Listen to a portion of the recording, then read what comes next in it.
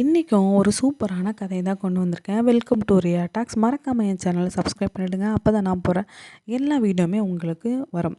நண்பனா எதிரியா முடிவு செய்யணும். அந்த கிராமத்தில் ஒரு ஏழை விவசாயி இருக்கிறாரு.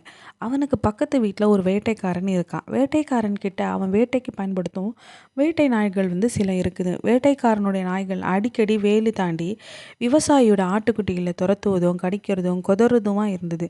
இதனால் கலக்கமுற்ற விவசாயி என்ன பண்ணுறாருனா, தன்னுடைய அண்டை வீட்டுக்காரனை வேட்டைக்காரனை பார்த்து, அப்பா உன் நாய்களை கொஞ்சம் பார்த்துக்கோ, அவங்க அடிக்கடி என் பகுதிக்கு ஆடுகளை தாக்குறாங்க, காயப்படுத்துகிறாங்க அப்படிங்கிறாங்க. வேட்டைக்காரன் அதை சட்டை செய்யவே இல்லை. செவிடன் காதல ஊதின சங்கா எந்த பயனுமே இல்லாமல் போச்சு. ஒரு முறை நாய்கள் இதே போல் வேலி தாண்டி பட்டிக்குள் புகுந்து பல ஆட்டுக்குட்டிகளை கடித்து குதறிச்சு. இந்த முறை 2ல் 1 பார்த்துடணும் அப்படின்னு மீண்டும் வேட்டைக்காரன்கிட்ட புகார் செய்ய போகிறார் இந்த விவசாயி. வேட்டைக்காரன் இந்த முறை சற்று கோபத்துடன், இதோ பார், ஆட்டை துரத்துறது கடிக்கிறது இதெல்லாம் நாயோட சுபாவம், அதுக்கெல்லாம் நான் ஒன்றும் செய்ய முடியாது, ஒன்றால் முடிஞ்சதை பார்த்துக்கோ அப்படிங்கிறாங்க. இதை தொடர்ந்து ஊர் பஞ்சாயத்து தலைவரை போய் பார்க்குறாரு விவசாயி. வேட்டைக்காரன் நாய்களால் தான் படுற துன்பத்தை சொல்லி அவன் மீது ஏதேனும் நடவடிக்கை எடுக்கணும்னு கேட்குறாரு. முன்பொரு முறை பஞ்சாயத்து தலைவரோட மகளை ஒரு சின்ன விபத்திலிருந்து விவசாயி காப்பாற்றி இருந்ததுனால பஞ்சாயத்து தலைவருக்கு விவசாயி மீது ஒரு பெரும் மதிப்பு இருக்குது.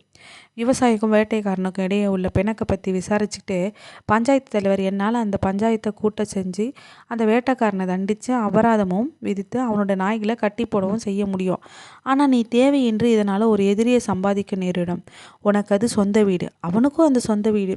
இருவருமே ஒருத்தர் தினசரி பார்க்கணும். அப்படி இருக்கையில் பக்கத்து வீட்டுக்காரன் நண்பனாக இருப்பதில் உனக்கு விருப்பமா இல்லை எதிரியாக இருப்பதில் உனக்கு விருப்பமா? பஞ்சாயத்து தலைவர் சொல்வதில் உள்ள யதார்த்தத்தை புரிஞ்சுக்கிட்ட அந்த விவசாயி அண்டை வீட்டுக்காரனை ஒரு நண்பனாக பார்ப்பதில் தான் தனக்கு விருப்பம் அப்படின்னு சொல்கிறாரு. சரி, உன் ஆட்டுக்குட்டிகளும் பத்திரமா இருப்பது போலவும் அவள் உன் நண்பனாக இருப்பது மாதிரியும் நான் ஒரு தீர்வை சொல்கிறேன், கேட்குறியா அப்படின்னு சொல்கிறாங்க. நீங்கள் எதை சொன்னாலும் கேட்குறேன் அப்படிங்கிறாங்க. அடுத்து பஞ்சாயத்து தலைவர் சில விஷயங்களை அவன்கிட்ட சொல்கிறாரு. வீட்டுக்கு வந்த விவசாயி பஞ்சாயத்து தலைவர் தன்னிடம் சொன்ன விஷயங்களை பரீட்சித்து பார்க்க நினைக்கிறாரு. தன்னுடைய பட்டியில் இருக்கிற ஆட்டுக்குட்டிகளை மிகவும் அழகான 2 குட்டிகளை எடுத்து சென்று வேட்டைக்காரனிடம் 2 மகன்களுக்கும் தலா ஒரு குட்டி விளையாட பரிசாக கொடுக்குறாரு. குழந்தைகளும் தங்களுக்கு விளையாட ஒரு புதிய தோழர்கள் கிடைச்சாங்கன்ற சந்தோஷம். இருவருமே அந்த குட்டிகளோட விளையாடி மகிழ்கிறாங்க.